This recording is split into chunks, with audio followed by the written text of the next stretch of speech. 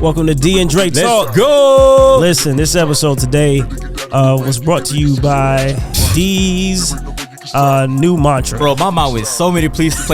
Like, I had so many things. I thought you about to say PBS. Yes, I thought you about to say something that was explicit. Yeah, you know what I'm saying? You was like, D's. You can't go into it like that. You know what I'm saying? I know. I'm sorry. I'm having fun. I didn't even hear what you said. Brought to you by D's what? Your new mantra. Oh, yeah. Listen, guys. So, raise your perspective. Ripen up. Y'all be looking for t-shirts coming up. You're going to have to listen to the episode to see what that means. But you want to get on board right now. It's on the grassroots level. Go ahead and donate some money to my fund. You know what I'm saying? I'm going to have a GoFundMe. I'm just playing. I ain't going to do all that. But anyway, we do have a banger of an episode. At the end of the episode, we talked about masculinity versus femininity in a way that you probably won't expect. Yeah. I know it's a hot button topic, and I know you're probably getting triggered already, but give us a chance to give our perspective on it and let us know what you think. Write us in the comments. I think you will like it. Or watch it thinking what you're going to think. Yeah. Because, at the end of the day, like, I'm okay with having any discussion at any time. And that's why we do this podcast. We want to have conversations with you and with each other that are going to spark interest, are going to challenge ourselves, and we're, hopefully at the end of it, we'll become better people. We had a lot of fun, though. We talked about Monopoly. And we talked about some participation trophies, man. This episode is full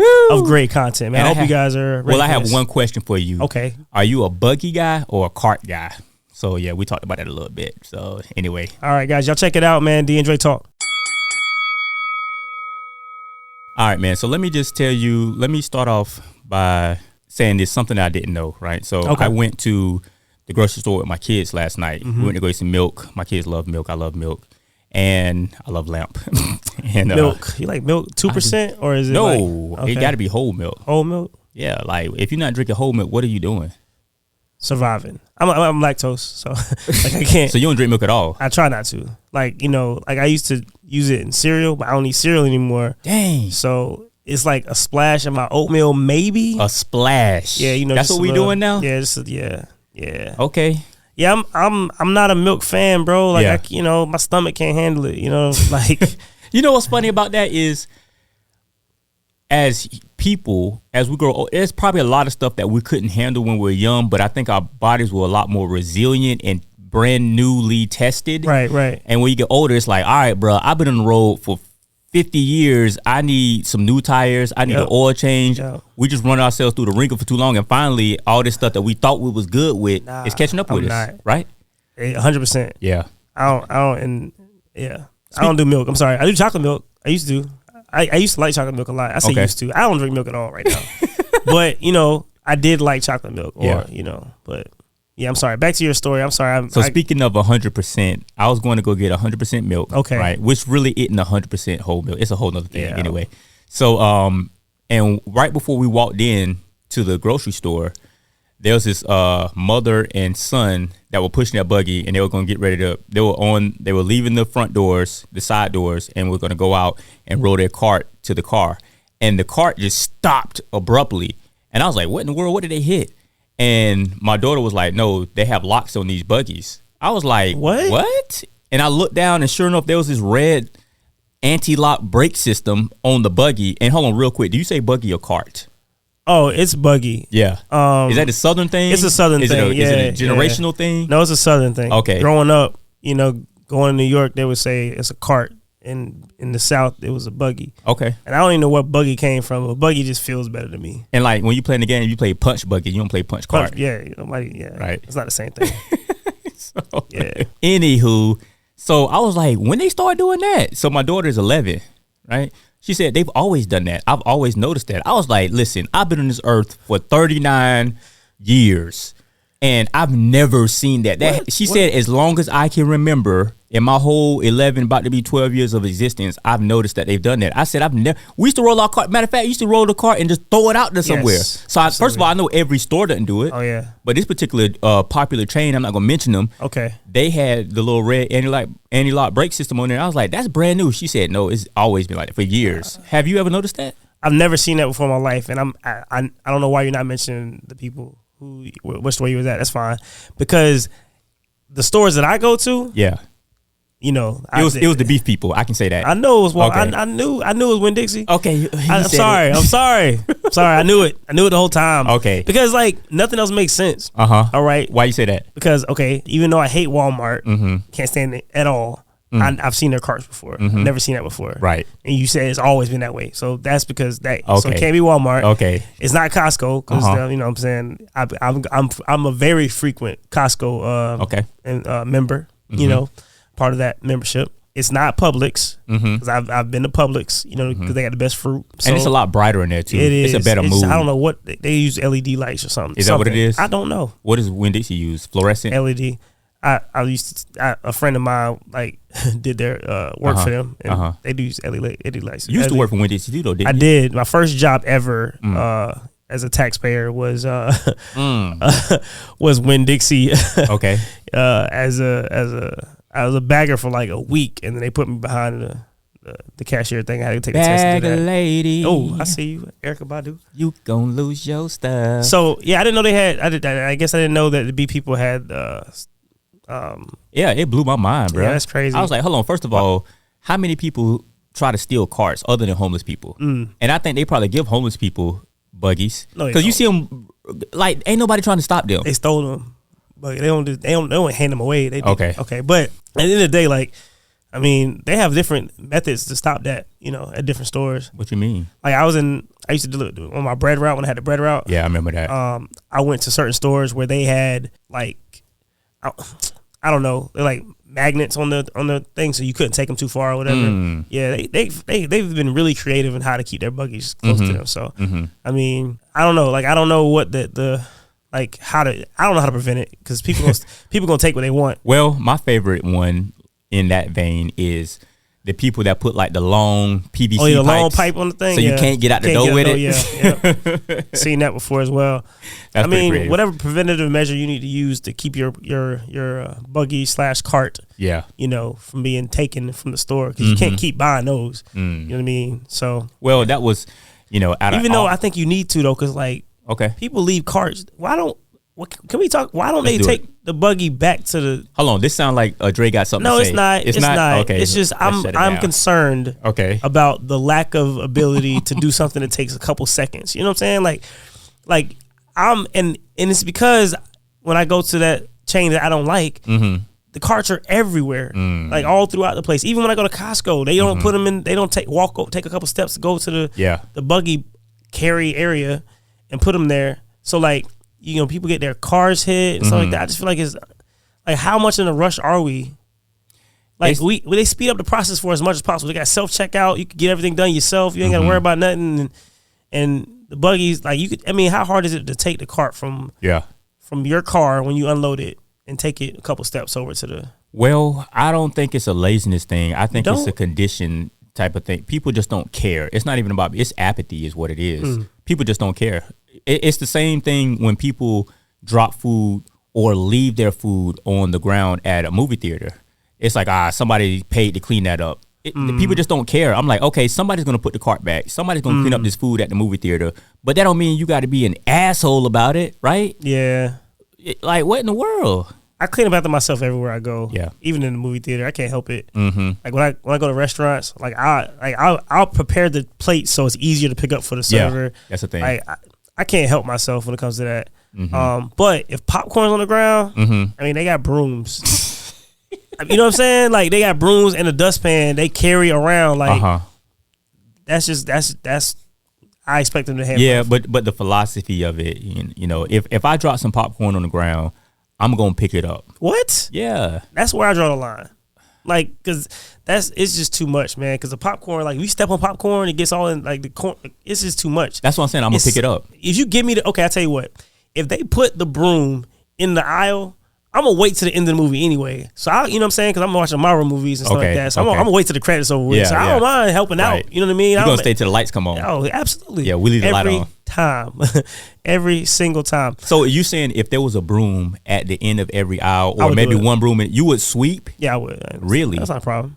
This is my area. I'm not about to go through, like, you know how they have it set up where you have the aisle and then, you know, you go up a couple steps and there's another aisle. I'll clean my aisle. Okay. But that's as far as I'm going to go. Yeah, I don't mind doing that. So check this out. You know the reason why they don't do it? What are you going to say? Well, here's the thing. This is what's wrong with, I'm just going to say America because I'm an American. Okay. Right?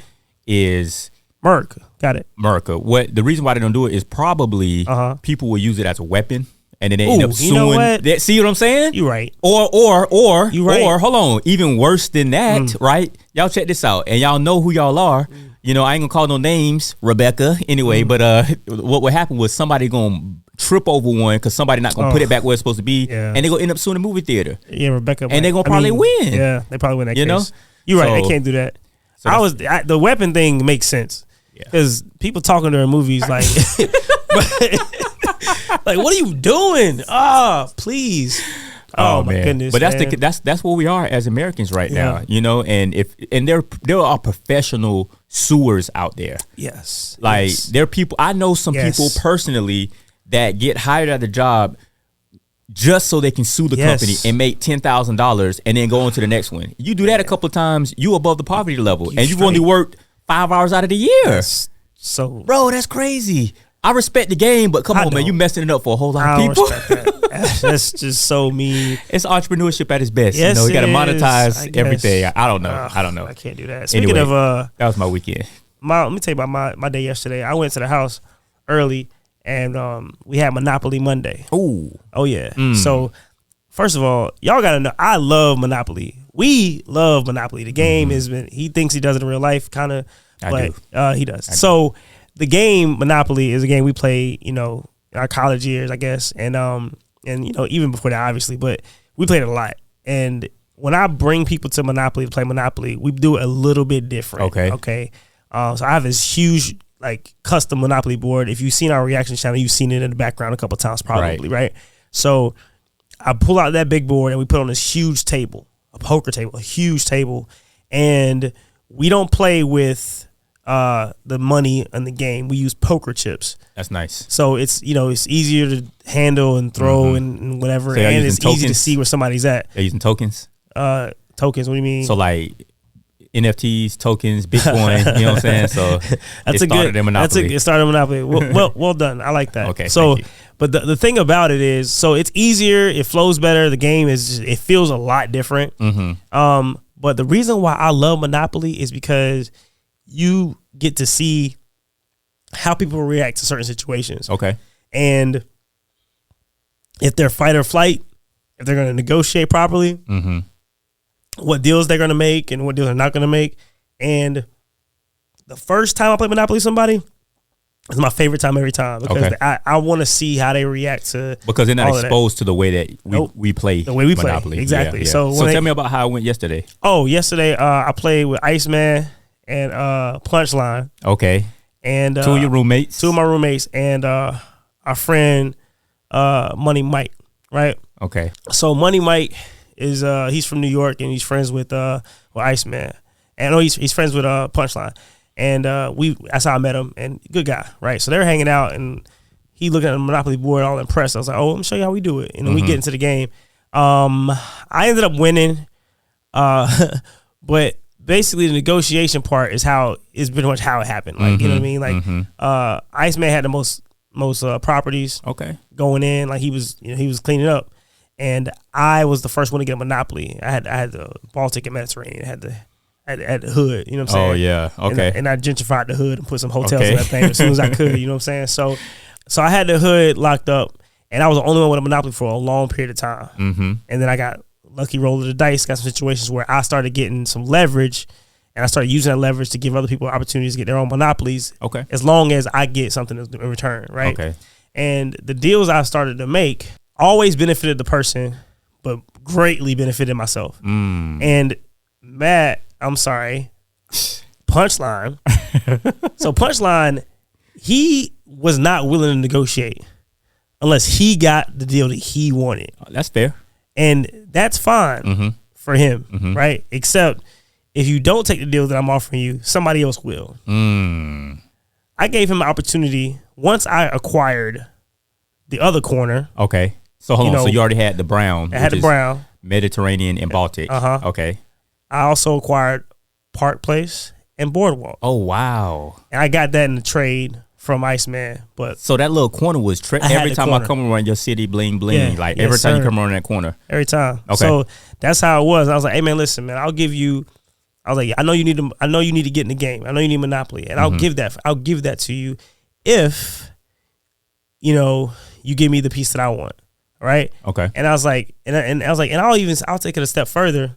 If you make this trade with me, I will give you one opportunity to land on Park Place or Boardwalk for free. Either or, not both. One time. Okay. One time.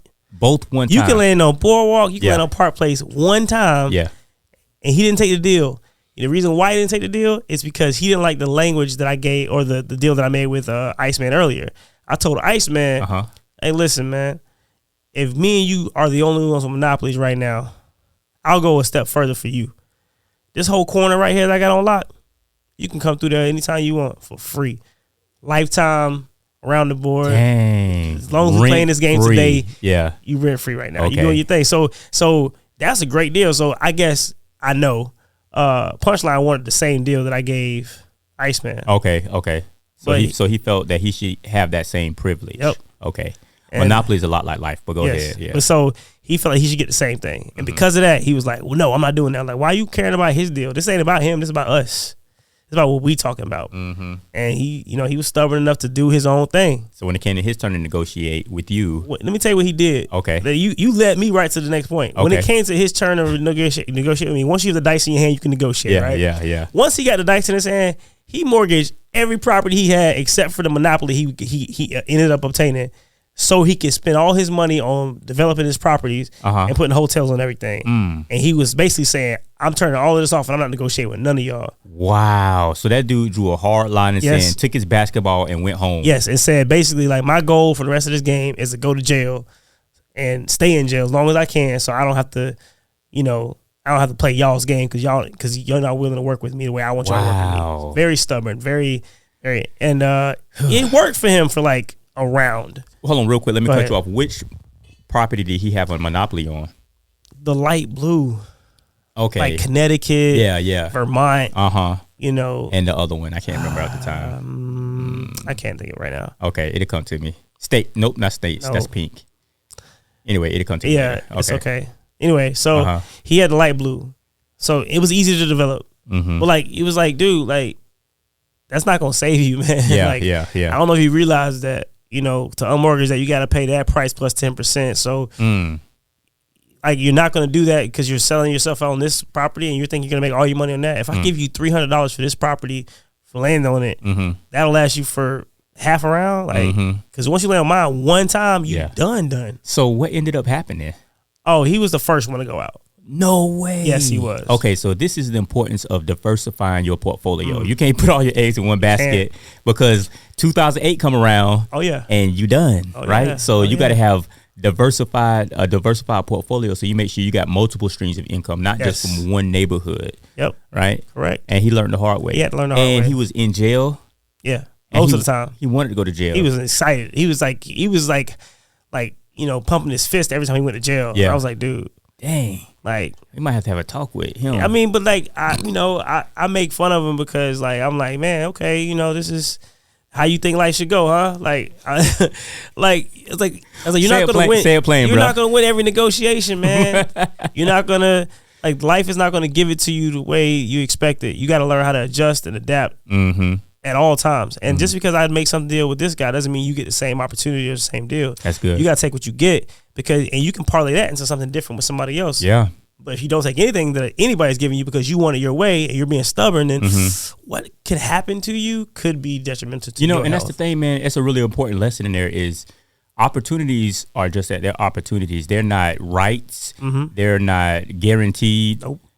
There's some things that happen in life that we have a small window of time to act on. And you use that time to do your due diligence, to calculate, to weigh the options. You talk to other people, and then you take action. You can't just pass up on everything because it's not perfect. Good deals are not found, they're made. Exactly. Right? And then what you do with that, you can go and you can multiply, you can diversify, you can do all kinds of stuff with it, but make sure you secure the bag first. Yes.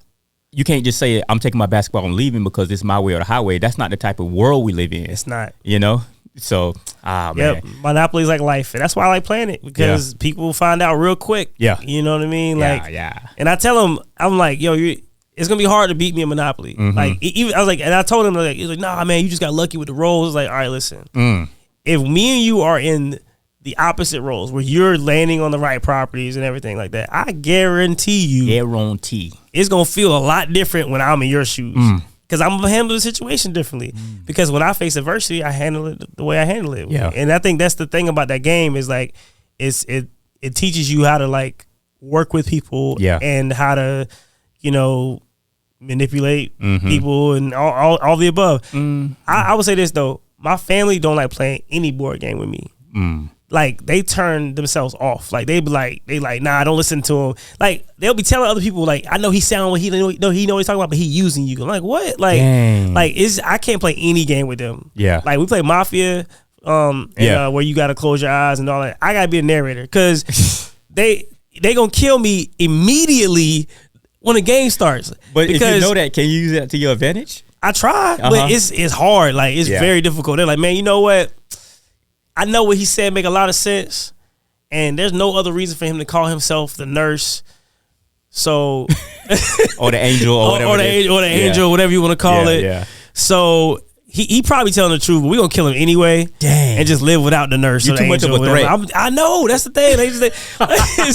It's terrible, man. But like even in Monopoly too, like don't play no games with him because like he gonna get frustrated because you ain't listening to him. Like no, like you could just like play the game and listen, or they just turn me off. It's frustrating. I'm just like, well, you know what? Yeah. So now it's like I play the game, but I'm not even interested in it. Even though I'm like my brain is excited, I'm just like, sure. So you got to play the game within the game. Yes, I have to.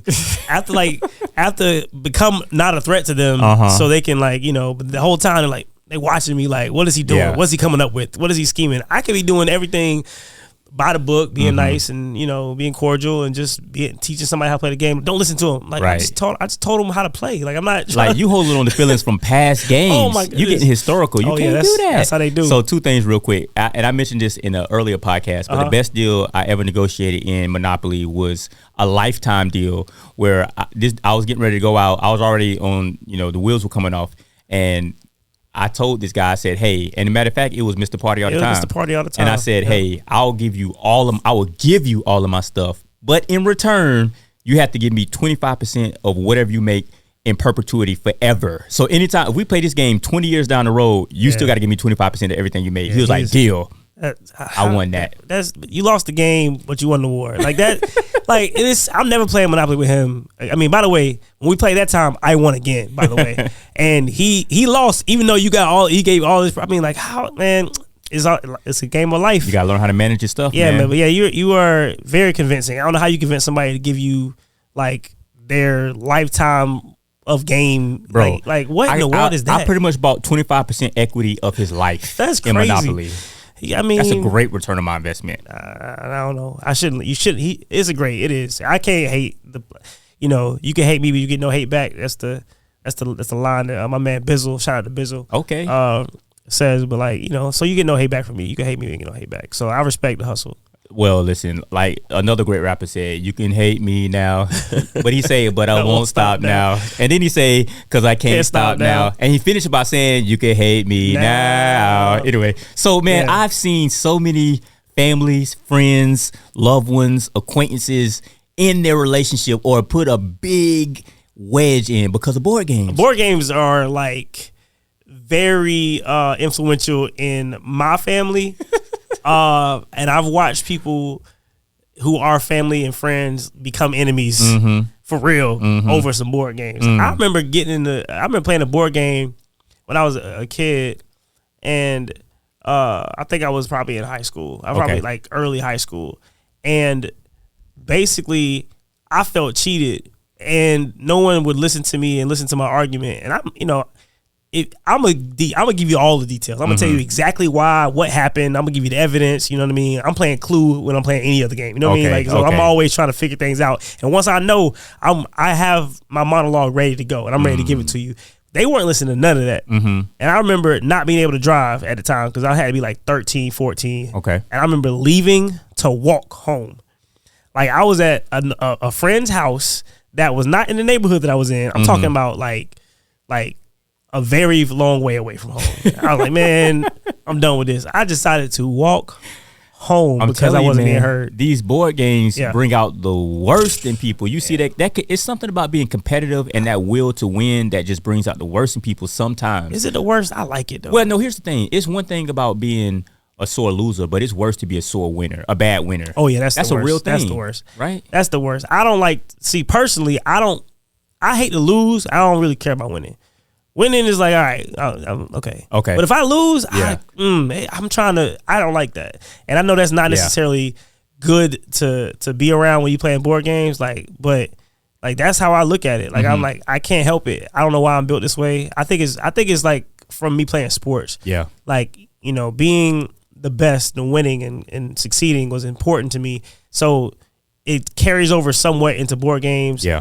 As long as it's fair, though, I don't mind losing. Like, if it's unfair, then I'm like, nah, I will not go down like this. You know what I'm saying? Like, I can't help myself. But no one makes me bleed my own blood. Here's the thing. With me, when it comes to losing, it depends on how I lose. Yeah. There are some times where I just flat out get outplayed.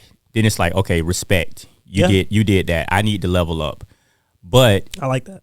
If I lose because something that I neglected to do or an oversight on my part or a lack of preparation, then I'm upset with myself. Yeah. And then you deserve all the spoils of what winning brings to you if you because you took advantage.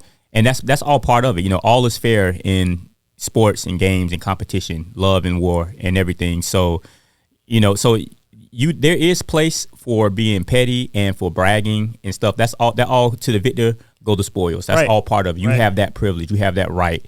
But just don't do it. Don't rub it in, right? Oh, like, y'all start making it personal. And that's why I say, like, you can be a bad winner. Yes. You know, like, people start making stuff personal. It's like months down the road. Remember that one time where I ran to Boston on y'all, you know, or something crazy when I skunched you and I housed you in Madden. Like, come on, bro. Like, you know what I'm saying? So, I mean, there's respect to people who win. You know, I give you the love. That's fine. But like when we play spades all the time growing up, and we won a lot.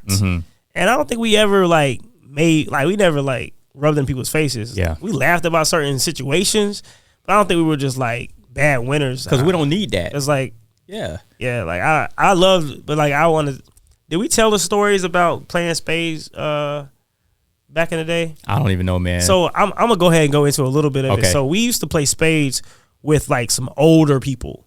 Like when I say older people, I mean like they were seasoned. You know, they late 40s, you know, early 50s, and we were in high school, and we would go to their house and play spades and hang out and listen to old school music and just jam out. Times. And it was like that was their thing. They did on their own, like every Tuesday night or whatever it was. We would go to our practice, do our thing, and then go over there to their house and play spades and hang out. And like it was competitive. Yeah. And I felt like we were welcomed into the old folks club. Like, you know what I mean? Like we weren't just kids anymore. We got to sit at the big boy table. Yeah. You know what I mean? And they talked a lot of trash at first. Yeah. Until they realized that these young guys could play. So many great stories came out of that. Yeah. But that's the thing, you know, with games and like you said with Monopoly, it's a roll of the dice and things happen with, you know, one tick at a time. The dice can roll this way, can roll that way. One word can alter the way someone thinks about you negotiating, and the whole course of the game can, you know, it's life is unfair. There's, you know, I talked about it before. There's no such thing as a fair thing. You know, you get what you get, and a lot of times you get what you deserve. Right. And sometimes if grace allows it, we get what we don't deserve. Yeah. Right. So, but on that note, I was talking to a friend of mine, and she was telling me that she had orchestrated this event where people had a baking contest. A baking contest? Baking contest. Okay. And it was like a homeschool group. Okay. And there were probably about 12 participants, right? And they had 8 awards. Okay. So they trying to, you know, 8 awards? Yeah. For 12 people? Yeah, I know, I'm getting to it. So they had different types of awards and different categories of awards because they didn't want one person wrapping up all of it. So you could have the most creative, the best tasting, and all these other things that I can't remember right now. So when the dust settled, when everything was said and clear, 8 people got awards, right? So hold on. That's not the problem. That's cool. Okay, I get that. You know, it incentivizes people to be creative and be themselves. I get it. Right. So this one particular parent came to my friend, the event coordinator, and said, hey, my child didn't get an award. She said, we gave out 8 awards. Your child did a great job, but didn't quite qualify. So this lady got upset, went off on my friend, and took it overhead to go talk to like a director, or did everything but write her local governor, and was like, my child deserves an award. Yeah, so then that's why the reason why I'm saying that story is because I think people have it misconstrued and think that we should live in everybody. What is it? Everybody a participation trophy type of world. And I think participation trophy types of worlds are bad for society. I agree. Okay. So let's talk about it. I'm gonna go into this a little bit.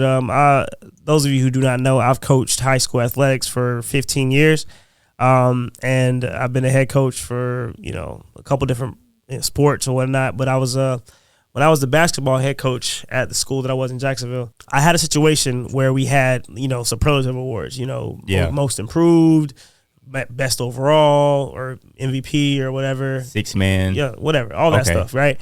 And I had a parent feel like their child should have won an award. Mm-hmm. And instead of coming to talk to me, the head coach, they went over my head and went to the founder of the school. Oh, not the AD, not the athletic director.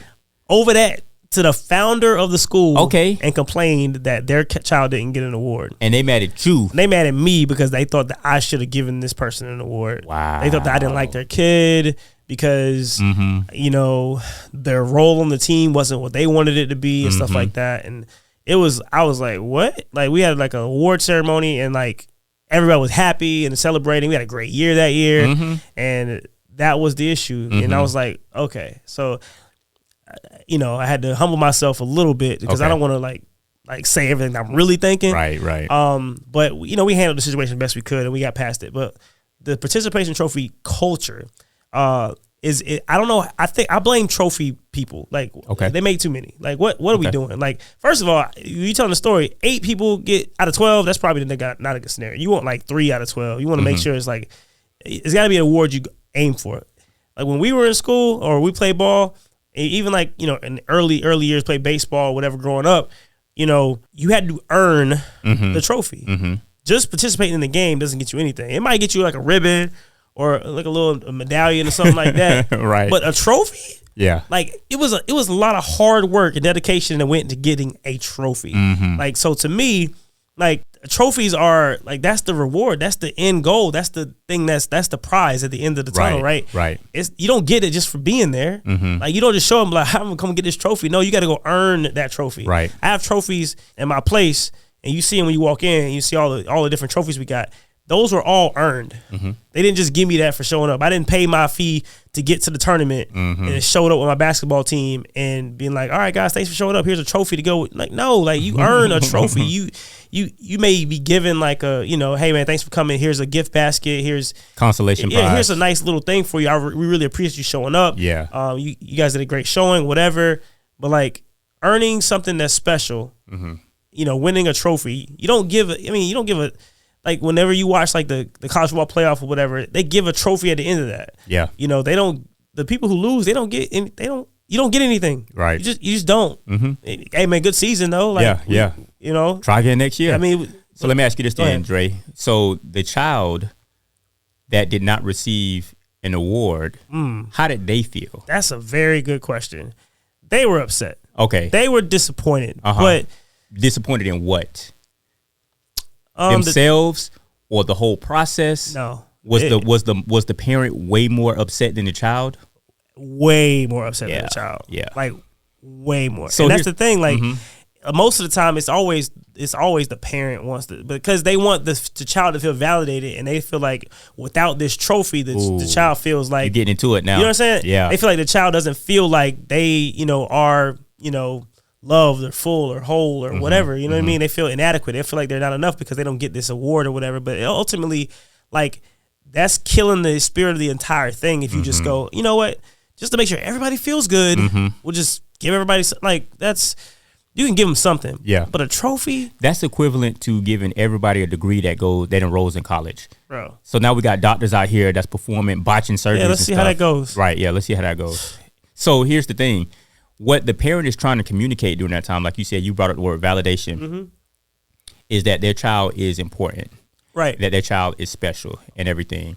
But what they're communicating louder than that is you don't have to try hard to earn things. And that makes us weak as a society. It actually hurts us. We go backwards when that happens, right? So and here's the other thing.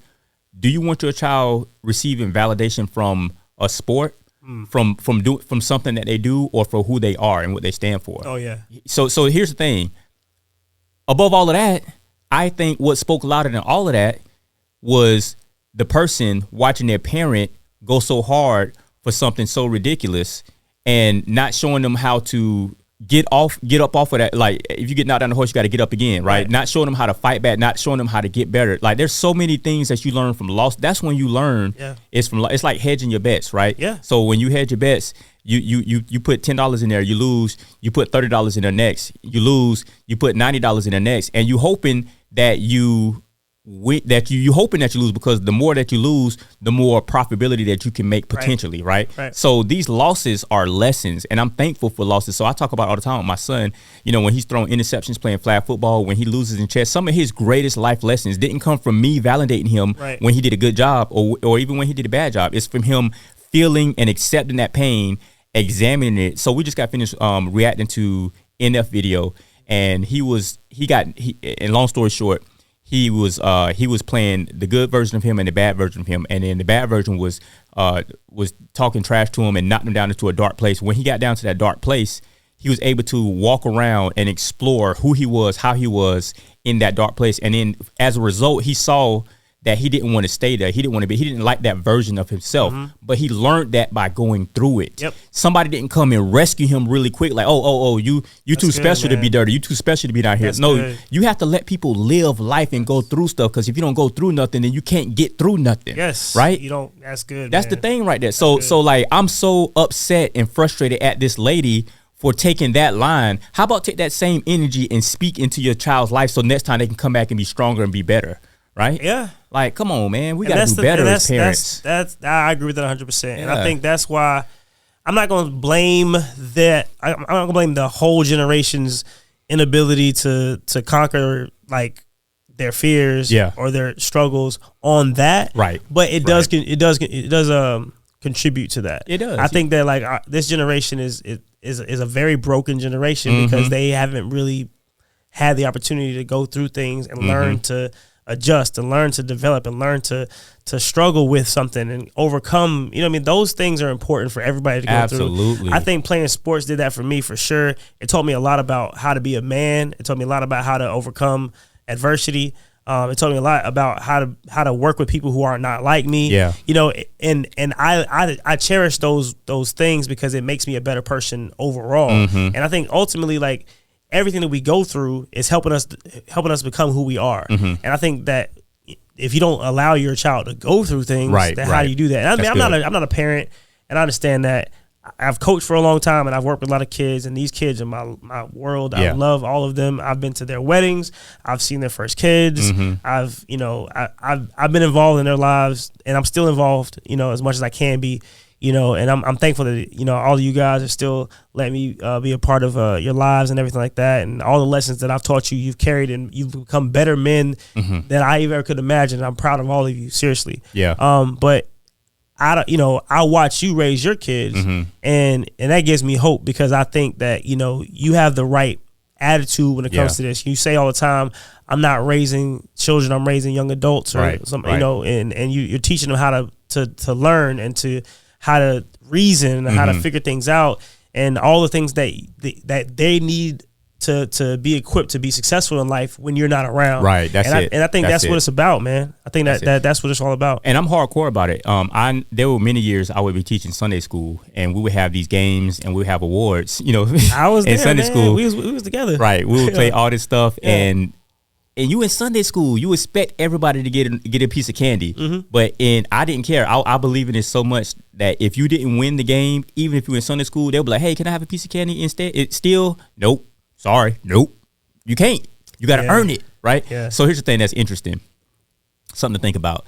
So they say, I'm going to say that because I don't know if it's proven or not, but they say that when you look in the mirror, you appear to be 5 times more attractive to yourself and when you look in the mirror than what people view you as, right? Wow. That's a real thing. What? So when you look in the mirror, you see a better version of even though people see themselves in the mirror, they see flaws and stuff like that. Even still, when you look at yourself in the mirror, you appear to be a better version of yourself cosmetically than what you really are. Right. That's why. So real quick, that's why a lot of times when people see themselves or hear themselves on camera for the first time, it's like, oh, that's what I sound like. Oh, that's what I hate this about myself. You know what I'm saying? Type of thing. So you feel me, right? Can't stand but check this out. So this is so that's just you looking at yourself. Right. Right. Thank God for people like you that did not give this child a participation trophy. Thank God for hard coaches that I had playing in high school and college that chewed me out, telling me the truth about myself, even though it brought me to tears, but they told me the truth. They showed me stuff that I didn't see about myself, right? Because we don't see ourselves the same way that everybody else sees us. And if everybody is seeing something the same way, like most of the time it's true. Like D, you can't see what the back of your head looks like. You know, D, you can't see this, you can't see that. And you telling me this negative stuff, the things that I can't see or don't notice about myself, it may hurt my feelings, but sometimes it's what I need to help me grow. Because a lot of times we just emphasize working in on our strengths instead of trying to.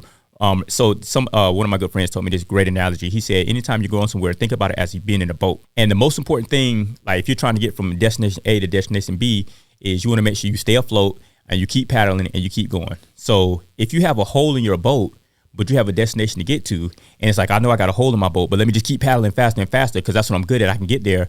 That's not what is important at the time. You might be a champion paddler, but if you have a hole in your boat, you ain't going too far.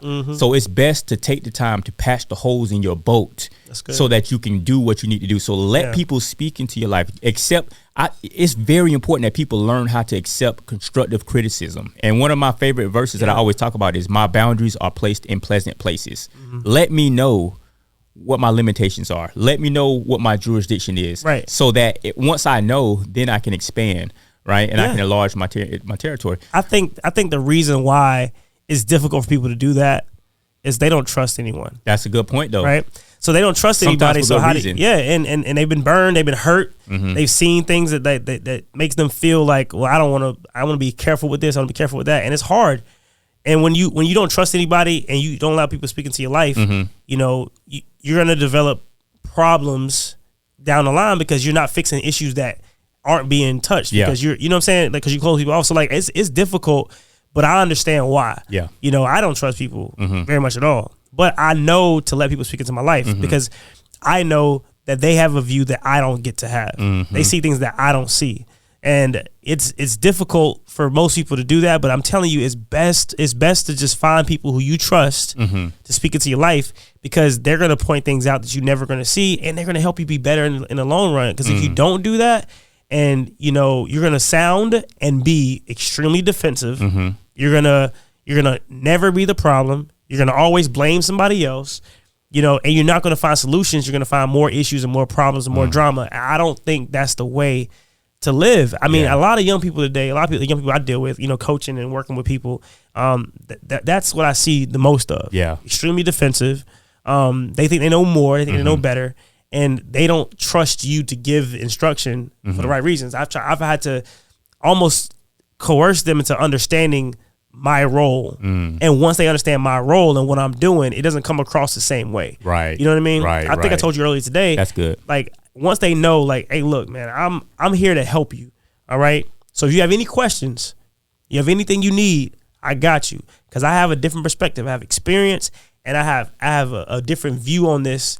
And because of my experience and because of my view on this, I can speak to things that you don't even know about yet. And I can show you things that are going to happen before they even happen, so you can be prepared to get through those things. Awesome. And like, that's how I communicate with them. Yeah. That's how it's easier to coach them. Yeah.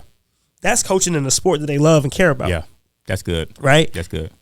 When it comes to life stuff, how important is your life to you? Yeah. You know what I mean? How important is, you know, your health? Like, how important is, like, who you are, your mantra, right? Yeah. Like, so to me, I've always understood that because of the way we were brought up and the sports that I played and the mentors that I had, you know. But again, like, just because I have that view doesn't mean everybody else does. So I got to be able to communicate that and develop trust. People don't care how much you know, so they know how much you care.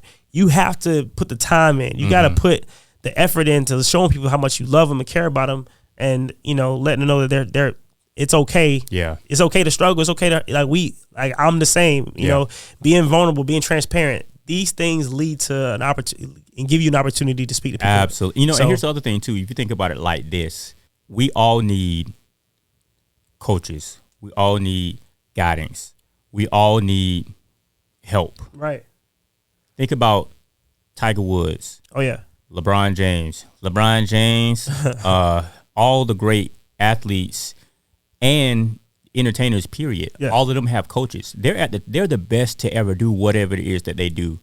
But they still have coaches because their coaches help them in their weak areas, right? Tom Brady, the greatest quarterback to ever do it, to ever throw a football, right? In the offseason, he still goes to his quarterback coach. Dude. Yep. And who throws a football better than Tom Brady? Exactly. Right? So, you know what I'm saying, so to speak. You know what I'm saying? But he still has to go to this guy to be like, hey, man, so how can I tighten this up? How can I do a little bit better? What blind spots do you see that I have that I'm not noticing? Because if you knew it, you don't know what you don't know. Right. And if you knew better, you would do better. So let somebody speak into your... So here's the thing. My brand, I can go ahead and release it here. My personal brand that I'm working on and trying to build is, it represents what I stand for, what I believe, and what I push out all the time when I'm having conversations with people. Right. And I want to share it with everybody now is, so let's say you're in a maze or in a jungle. I use the same analogy every time because people can instantly imagine themselves in a forest or something like that. So that saying that says you can't see the forest for the trees is you're too close to it. It's right up in your face. And if you had to navigate your way out of a jungle that you hadn't been in before, if you had to try to find your way out of a maze that you've never been in before, it's almost impossible without wasting a whole lot of time and energy, not to mention the stress and anxiety that you feel and the fear that you feel. Like, am I ever going to get out? Is there a way out? I don't even know if anything leads to me getting out. I don't even know where I'm at, what's going on. I could be here forever. But if you can take that same person that's in that maze or in that jungle, and if you can some kind of way raise their perspective so that they can see a bigger scope, have a panoramic view of what's going on, then they can see, oh, okay, I see that there's an oasis over there. I can see that there's a little path over here. In this maze, okay, I can see if I go here, I'm gonna get stuck. But if I take this route, I can get out. Right. If you can raise somebody's perspective, raising their perspective gives them hope. It gives them motivation. It gives them something to hold on to. And then if you bring it back down in that same situation, it's like, okay, although I'm in the same place that I started, my perspective has changed. So now my outlook, man, that is powerful, has changed because of my inward. Like I know there's hope because I've seen it. So my whole mantra, my whole life mission, at least for this season of my life, is raise your perspective in every aspect, whether it be in business, whether it be in any aspect of life, whether it be personal, mental. Like, if you can just find a way, and the way you raise your perspective, there's a lot of ways you can do it. Is by, like we've been talking about, having a coach, somebody to see something, to speak into your life, something that you haven't seen before, reading books, watching videos, you know what I'm saying? Just doing something different. Talking to other people that have been in your same situation. Hey, man, I was once lost. I was in that same maze that you were in. Let me tell you how I got out. That, in fact, is raising your perspective. If you can raise your perspective, because a lot of times I believe that there's always a solution. There's always a reason for hope. I believe as long as you have breath in your lungs, you can make it. You just have to figure it out. You have to be a professional problem solver. So in that, my brand is Raise Your Perspective, RYP, and I call it, and I pronounce it RIPE. And I tell people all the time that they need to ripen up. That's all you got to do. So think about any situation, anything that you're going through that's tough, that's hard. You might be stuck in a rut in anything. If you can ripen up, if you can raise your perspective, sometimes that's all you need is that wind underneath your sails, that sharp dash of hope or whatever to change your mental. And then it's like, okay, now I have the energy to move on. I have the motivation. I have the encouragement. I have a reason to keep moving because I know there's a way out. Yeah. So that's it right there. So I'm coming out with shirts and all that stuff like that. That's awesome, bro. You know what I'm saying? Raise your perspective. Ripen up, man. So with that being said, I think a lot of us, like the parent, going back to your story, the parent of the child that didn't get a reward, that lady needs to ripen up. Look at the bigger picture. Absolutely. What are you really doing? What's going on? Absolutely. She has to work on her. She needs to ripen up herself. Her child is going to be okay as long as you don't damage the growth, the ripening of that fruit right there. It's tough, though. I mean, parents that, they love their child. They know their child. They sleep, in the same house, and they have conversations with that child. So they know more about what that child's going through than I could ever know. The hard part for me was coaching, was trying to convince the parents that I was on their side. Yeah, yeah. So the information that they had, I needed to know as well. Because if they tell me what's going on with their child, then I know what to speak to. Yeah, yeah. I know how to help. And together we can help this child become a young man. Yeah. Right. And I think that's really important. Overall, to find that balance, man. I really love the right thing, or RYP. I love that. That's awesome. Well, here's the thing. You just talked about helping that child become a young man. Let's talk about that real quick, because in today's society, it's a really hot button topic to talk about the difference between masculinity and femininity. Yeah, right. And it's something that I think we just need to talk about. Yeah, we touched on it a little bit in the last episode, and I'm here for it. I'm ready to go into it, man. And I think the way I would like to start this conversation is asking you. I mean, as a man who's raising a daughter and a son, I don't know, what do you think a little bit about that? This whole masculinity versus femininity thing. Like, how do you feel about all of it? How do you feel about watching your kids grow up, you know, in this culture right now, where it's not really, they're trying to like blend it all together and gender fluid society. How do you feel about it personally? So it's a touchy subject, right? Right, of course. So for me, I think we have to scale it back a whole lot, first of all. And I'm a big person that always starts with how you define things, right? So we think about what it means to be masculine, what it means to be feminine. But before that, I like to take a little bit further back, because right now we having issues with, and I use the word issues just for the sake of the conversation, we're having struggles defining what a man and a woman are, right? And I'm not trying to get into that per se, but just follow with me what I'm saying is, I think some of these words like man, woman, husband, wife, boy, girl need to be defined and then reintroduced into society. Okay. So what I mean by that is, every male, every boy is not a man. I think the word man is something that has to be earned. So, because what does it mean to be a man, right? So to me, a man is a graduation from a boy to a man that you gain by showing a repetitive and consistent form of responsibility, right? So to be a responsible male, and there's other things that go with it also, are the seedlings, or is the entranceway to being a man, right? Just like every male or every boy is not a husband, right? There's certain prerequisites and pre-qualifiers that it takes to be considered a husband or a wife. It's the same thing to be considered a man. You have to be responsible to be a man. If you can be 57 years old and still be a boy. Yeah. In my book. Same thing with a woman. Yes. Right. And here's the other thing too. And I haven't even talked about being a gentleman. Right. Yet, oh yeah. Right. So like, I think we take these words and we kind of clump them up and be like, you a man, you supposed to be masculine, you a boy, and it's like, hold on, y'all, what are we even talking about right now? What does that even look like? So the same thing with women. In order for you to be a woman, there's a certain level of response. So first of all, are you a responsible male or female? Let's start there, right? So like, I don't even know, like the whole male and female thing, that's a whole nother thing. We talked about a little bit, gender versus sex and everything. But like, strip all that back, that don't even matter. Are you responsible? Yep. First of all, have you earned the title to be called a man or a woman? Have you earned the title to be called a lady or a gentleman? Have you done what it takes to be considered a husband or a wife? Have you done what it takes to be considered any of these things, right? So I think we need to start right there first, right? How you feel about that? No, I understand that. I think that like that's talking about growth, and it's talking about becoming, you know, seasoned, responsible, handling things you're supposed to handle, doing what you're supposed to be doing, and you know, that's just growth. That has nothing to do with gender or none of that. And let me say this real quick too, while I'm thinking about it. There's one thing to be a dad and a father, just like the difference between a house and a home. Like Luther said, a house is not a home. A house not a home. You know what I'm saying? A house is not a home. Yeah. So just because you had a part to play in producing a child, doesn't make you a father. Because that word father means provider. Yep. Right? Yeah. So let's start. I don't even care about all this masculinity, femininity stuff.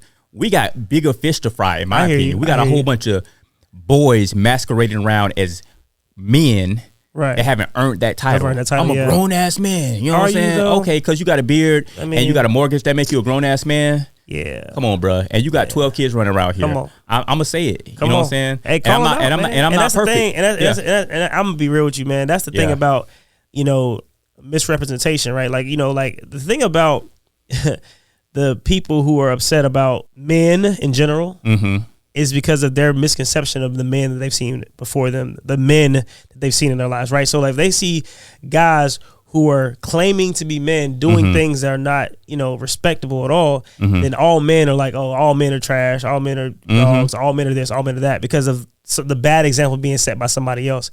I think that ultimately, like, people respect people who are good, right? Who are kind, who are gentle, who are natural leaders, who are, all these positive traits. Man, woman, doesn't even matter. People respect people who do the right thing. Yeah, that's good. Right. So I think that, like, a lot of times women who say, I hate men, it's just like, okay, you've ran into some situations where these people have done the wrong thing to you. You are hurt by that. I get that. I understand that. But all men are not created equal. Right. Like we all have different, upbringings and we've all become different versions, better versions of ourselves over time. And it takes all that stuff we were talking about earlier, raising your perspective, being, willing to grow, willing to change, willing to challenge yourself, willing to have people speak into your life to be better. Like, all those things help you become a better person. And I think that if you just lump all people into one thing, you're not really giving people the opportunity to be themselves. You're cutting out a group of people because of your own issues. Not that you have an issue, but the things you've seen before does not mean that everybody's the same way.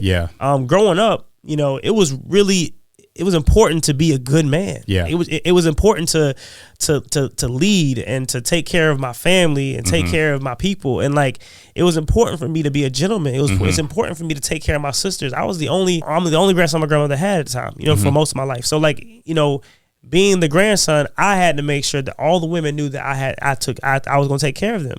And it wasn't like a prideful thing of like, do this, respect me, because it was none of that. It was like, I want to do what I can to make sure you guys are safe. And when people talk to me about, the good things that I may do when it comes to protecting women in my life, like, they see me, I feel safe around you, man. And that's important to me. That is important. And like, to me, like, that's something I'm proud of as being a man. It's like, okay, yes, I empathize. Yes, I listen. Yes, I can do all that stuff. But at the same time, I provide.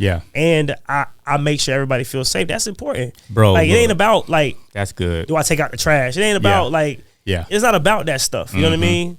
Here's the thing. When we talk about defining and filling in the blanks to what it means to be a man, because here's the thing. The reason why the issue of masculinity versus femininity is such a hot button topic and it's so skewed right now, it's because we have a lot of boys that are representing themselves as men, right? Yes. So the wrong people are showcasing in the front lines. Are showcasing what it means to be a man. So that's not what it is. If you've been in the presence of a real man, a real woman, so I'm gonna unpack it a little bit. What does it mean to be a real man? Like I said, I talked about being responsible. Right. So being responsible with your emotions and other people's emotions around you. Being mature in thought and in deed. Right. Being a protector, having people feel safe. Here's the thing. One thing I learned about women is they love more than anything to feel safe. They don't want to take as much risk. They don't want to be in volatile situations. And that doesn't make them weak. And I'm gonna say most women, I think, would agree with me when I say that. Like, you want to be in a safe and secure situation. Who doesn't? Period. Just people. So, like you just said, like, there have been a lot of women that hate all men. Like R. Kelly said, we can't go an episode without talking. One man can make one woman hate all men. So here's the thing. That's almost true. It's one boy can make one woman hate all men. Because it's like, okay, this is what a quote unquote man is supposed to be. He hurt me. Exactly. And he did not take care. He did not make me feel safe. He didn't protect my heart. He didn't protect my emotions. He didn't protect my dignity. None of this stuff. He was selfish. He did all this stuff. None of that stuff right there that I just mentioned are attributes of a real man. Right. So we have people, like I said, we have boys masquerading as men, calling themselves masculine, saying this is what it means to be like. And no wonder the women are like, man, whatever. Exactly. Like, forget the whole masculine movement. I don't need no man. Exactly. Right. Now, hold on. Go ahead. No, exactly. And that's where I'm at with it, because I think I understand where you're coming from. You know what I mean? I understand the pain. I understand the hurt. I understand the trauma. I understand it. And I don't want to make you feel like that stuff's not real or that stuff's not. I mean, like, I get it. But at the same time, there are men out here. And when you meet one, you know it. And that's the thing. Like, I think that we can respect it and respect each other and give each other opportunities to be better. And this is not, when it comes to this conversation, I'm talking to the women right now, but really my plea isn't for you. Even though I can make fun of things and be light of it, I know they got the Miley Cyrus song they singing right now. I can buy myself flowers. I can do I used to play off the Bruno Mars song and all that. And I know you can do all that stuff, but it's not the same as if somebody who loves and protects and cares for you does those same things for you. The reason why that song is even relevant is because somebody hurt somebody else. Yeah. Like somebody hurt that girl, took advantage of her, and told her all these lies and stuff like that she was special, that she was whatever. But to that person, he was just using that woman, right? And that's why the song comes out and women resonate with that. Yeah, rah, rah, rah. And I'm like, yo, I get it, but I'm not choosing to live this out like this is gonna be. It's not gonna be like this forever. Right. I'm gonna find people who I can trust. I'm gonna find people who I can love. I'm gonna find my people. I'm gonna be all right. You know what I mean? Because I know my worth. I know my self-worth. I know what it is. So like to the women, know your self-worth and be the best version of yourself. I give you all the love and credit for who you are. You women are strong and beautiful and powerful, and I'll give you all the love. And when it comes to these boys masquerading as men, yo, it's time to grow up. Straight up. I mean, like there's a time and a place for that childish stuff, man. We always gonna be boys. We always gonna do what guys do. But at the end of the day, being a man is if being a man is about having integrity.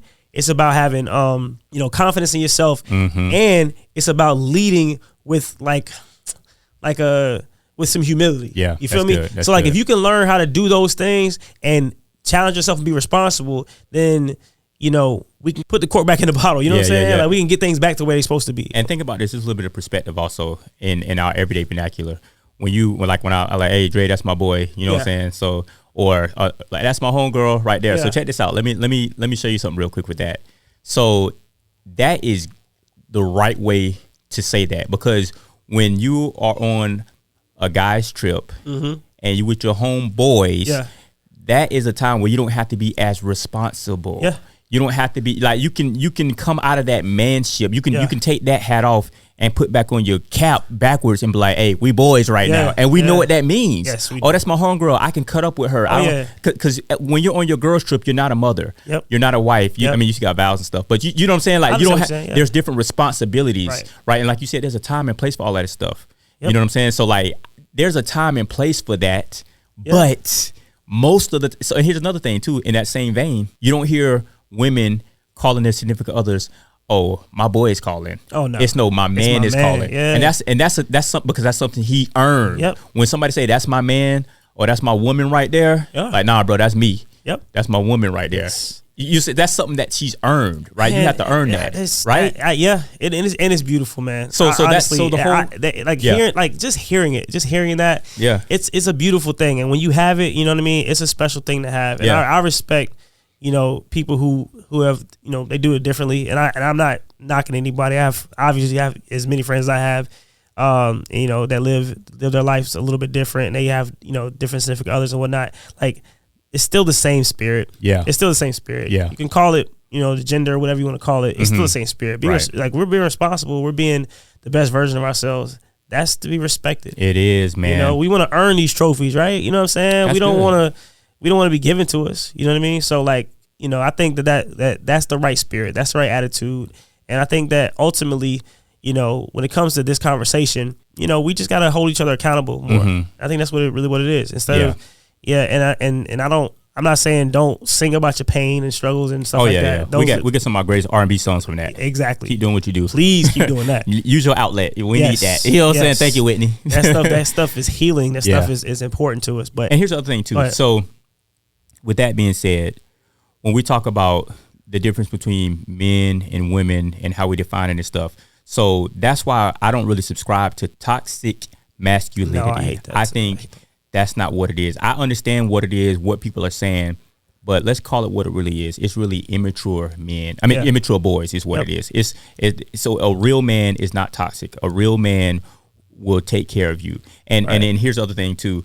I do believe, and I might get some people upset with this, I do believe in a home there is a hierarchy, right? Like with husband and wife, men and women and stuff like that. But I think that once we fully understand and unpack what roles are, no matter how you want to play them, whatever you decide the role to be, because you have some men that are stay-at-home fathers.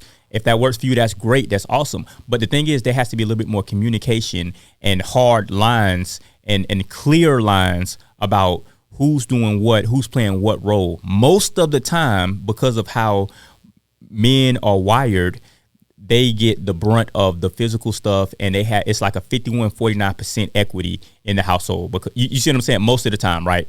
And I'm just speaking in huge generalities, but this is what I subscribe to, and this is what we do in our house, and most of my friends and network do. But at the end of the day, once again, talking about a man does not abuse his power. A man, better than that, a man does not abuse his position, his role, because just because a man is the head of the house in most cases doesn't mean that he has more power. That means that he's more important. Doesn't mean that he's whatever. It's just, this is the role I'm playing. I'm gonna do it to the best of my ability to make sure that I'm providing for everyone. And then the wife or the woman, and her role might be even more important and takes a little bit more strength, because she has to be there under the guidelines of whatever the role, you know what I'm saying? So like, there's a little bit more of a submissiveness that goes into that takes more strength than what it takes to be a man. Yeah. You know what I'm saying? It takes a lot more humility to listen and follow and carry out if you're a CEO and you have to report to the boss, that's tougher to do. Right. Yeah. And then and check this out. The CEO runs the whole company. Yeah. You know what I'm saying? Anyway, so I don't want to get off into all that, but you see where I'm coming from. Exactly where you're coming from. So let's try to get away from, like, I understand toxic masculinity and feminists and people get upset about all that stuff, but let's scale it back a little bit. Let's start from there and then revisit this conversation. Let's see how things pan out. Yeah. Right. I think that at the end of the day, we all want the same thing. And I think that, when it comes to, no, I mean, you know what I mean? Yeah, we want to be loved, respected, and I think that's it. Like, that's really what it's about. I mean, if you want to get into your self-worth, if we can't do this, we can't. I didn't say anybody can't do anything. Yeah. Like, you know what I mean? Like, be whoever you want to be, and I'll support you. I got your back. Yeah. You know what I mean? And so when we got into this conversation a little bit at the end of the last episode, I could tell it could have went sideways a little bit, but it's not really meant for, like, I believe in humanity, man. I believe in people. And I believe that, we don't have to be so against each other. Yep. I think that doesn't have to, we don't have to, I don't care if it's race, I don't care if it's gender, I don't care if it's religion, I don't care what it is. We don't have to be at odds. Mm-hmm. We don't have to. We can figure it out. I can learn to love you for you. You can learn to love me for me. Yeah. And we can figure this thing out, and we'll be better people because of it. So, and the last thing I want to say is, let's level up. Let's raise our perspective and lower our being. So let's be humble with a raised perspective, and just love each other. You know what I'm saying? Live life from that perspective. And I think we're going to be in a lot better shape. Love it, man. Ooh. Love it. All right, man. It's been another DeAndre talk. I almost said react. Yeah, DeAndre talk, man. Thank you guys for listening, man. I hope you guys enjoy it.